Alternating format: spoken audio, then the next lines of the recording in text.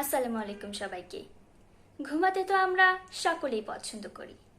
সারাদিনের ক্লান্তি থেকে বের হয়ে আসার একমাত্র উপায় হচ্ছে ঘুম।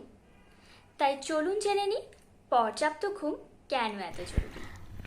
ঘুম না হলে শরীরের লিভিং অর্গানিজমগুলো ঠিকমতো কাজ করতে পারে না, নষ্ট হতে পারে শরীরের হরমোনের ব্যালেন্স, বাড়তে পারে উচ্চ রক্তচাপ। মস্তিষ্কে ওরেক্সিন নামের একটি নিউরোট্রান্সমিটার আছে, যা মস্তিষ্ককে সচল রাখতে সহায়তা করে। প্রতিদিন পর্যাপ্ত ঘুম না হলে ওরেক্সিন উৎপাদনের গতি মন্থর হয়ে যায়। ঘুম পর্যাপ্ত না হলে ডায়াবেটিসের ঝুঁকি বাড়ে। দীর্ঘদিন রাতে না ঘুমানো বা কম ঘুমানোর ফলে শরীরে ইনসুলিন উৎপাদন ব্যাহত হয়, তাই ডায়াবেটিসের ঝুঁকি বাড়ে।